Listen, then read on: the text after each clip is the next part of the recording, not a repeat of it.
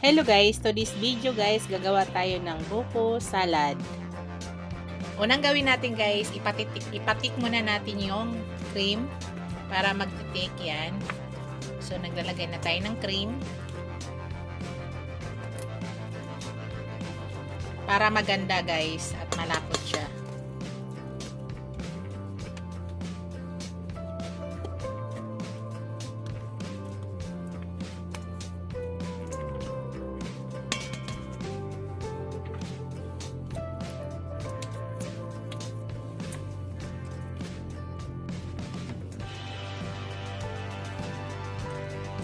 Tatlong stick cream ang gamitin natin guys.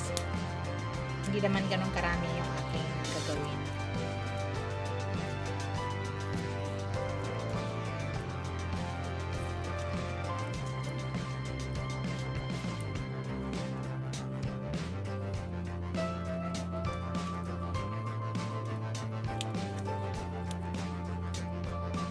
Medyo matigas siya guys dahil nga galing sa ref yan.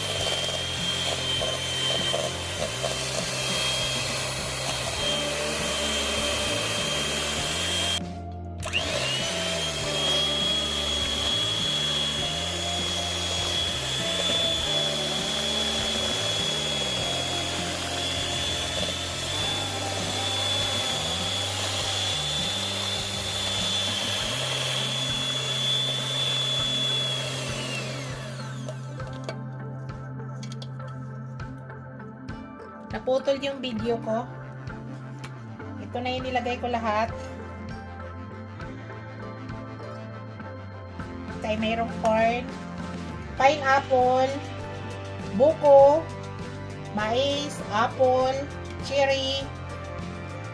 Tapos, mayroon siyang papaya. Tapos, mayroon siyang natalikoko.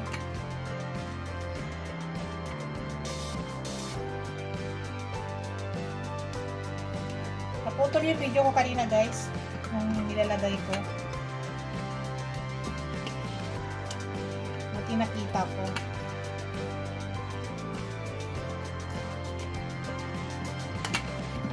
Yan. Halo-halo lang natin guys. Kanina pinatik natin ng yung ano, 'di ba? Pinatik natin yung kanyang cream para masarap.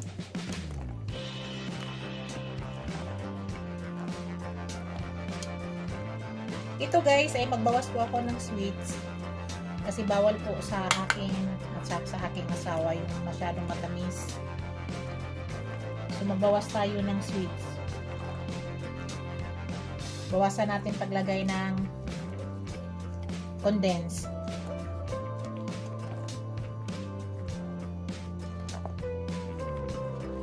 So yung technique dito guys, kailangan lang talaga mahalo maigi. Haluin muna natin maigi bago natin lagyan ng cream o ng condense. Maganda kasi pag tinitik muna natin yung cream guys, kasi ganito yung resulta niya.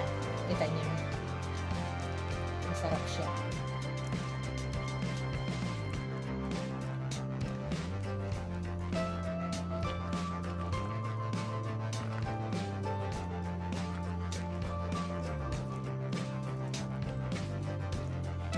Lagyan na natin ng ano guys, ng kondensada. Yung paglagay ng kondensada, it depends yan kung anong gusto nyong panglasa. Yan, tikman ko lang muna yan kung tama na. Huwag naman din matabang masyado.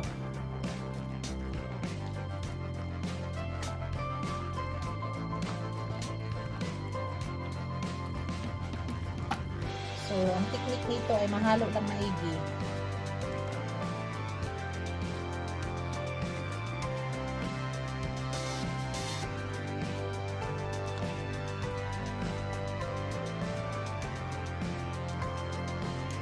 Man ko siya guys kung gaano na siya katamis.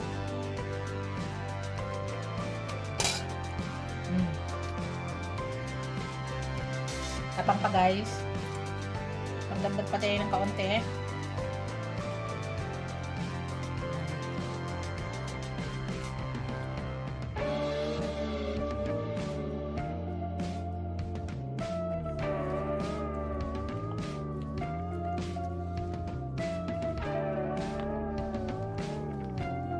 Sa ngayon guys, nilagay ko na yung cheese. More cheese, mas masarap guys. Yan, naka-cubes lang yan. Tapos ang cubes yan malalaki.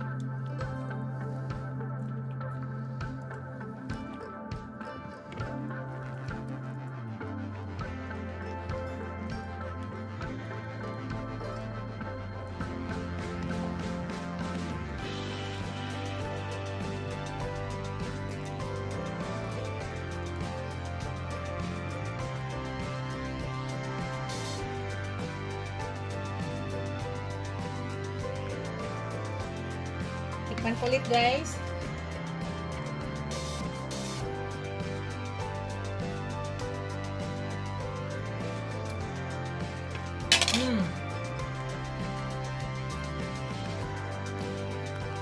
Tama na sa lasa guys. Hindi po matamis. Tama lang. Nakita nyo guys kung anong diferensya. Napaka ano ng diferensya pag ginamitan natin siya ng machine. Tinitik muna natin yung kanyang cream, kaya maganda ang gawa.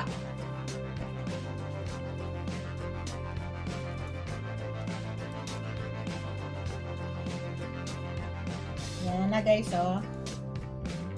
Ito na yung aking buko salad.